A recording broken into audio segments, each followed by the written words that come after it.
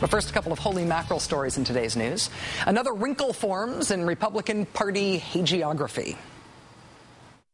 The answer to that is that as the only conservative Ronald Reagan Republican in this race, the only people that are supporting me are the people that believe in the values and the ideals that represent conservatism in the lower taxes, less spending, and less government regulations and red tape.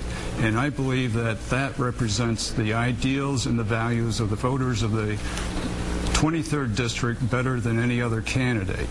That was Conservative Party candidate Doug Hoffman in last night's congressional debate in northern New York. In that race, Mr. Hoffman is running against a Democrat and a Republican, who some on the far right consider to be too liberal to be a real Republican.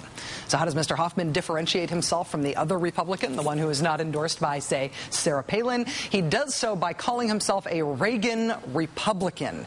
This is how conservatives talk to each other. This is what they do now. It is the Saint Reagan phenomenon, which has always sort of bothered me because it ignores some conservatively inconvenient truths about Mr. Reagan, like, for example, the fact that Ronald Reagan raised taxes, the fact that he increased the national debt, the fact that he called for a world without nuclear weapons.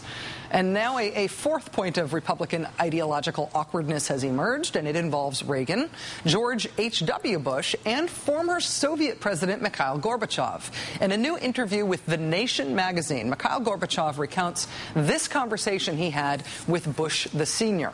Gorbachev says, quote, "By the way, in 1987, after my first visit to the United States, Vice President Bush accompanied me to the airport and told me Reagan is a conservative, an extreme conservative. All the blockheads and dummies are for him. And when he says that something is necessary, they trust him." So according to Poppy Bush, Reagan was an extreme conservative supported only by blockheads and dummies.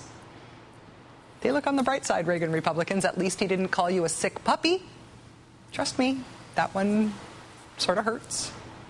And I will admit that it is at times a pleasure to be attacked politically. For example, it is a pleasure and maybe almost even an honor to be attacked by the top birther in our country, Orly Taitz, the woman who dauntlessly advocates the disproven theory that Barack Obama was not really born in the United States, that his parents lied to Hawaiian officials about his birth, and thus he is secretly not really president of the United States.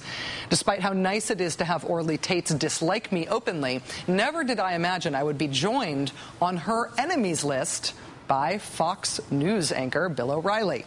Despite some other far-out conspiracy theories that Mr. O'Reilly has endorsed, he emphatically is not a birther. The birther claim is just stupid. Here's something I've never said before. Mr. O'Reilly, I agree. That agreement has gotten me and Bill O'Reilly and Keith Olbermann lumped together on Orly Taitz's website. That's where she's calling for a protest next month outside of Fox's studios here in New York. Why not MSNBC, Ms. Taitz? Why only Fox? Quote, "Keep in mind what O'Reilly did is more dangerous, more harmful than what some idiots like Rachel Maddow or Keith O'Bertman did, since people believe O'Reilly to be fair and balanced." I find it discomforting that I'm on a political list with Bill O'Reilly, but imagine how he must feel.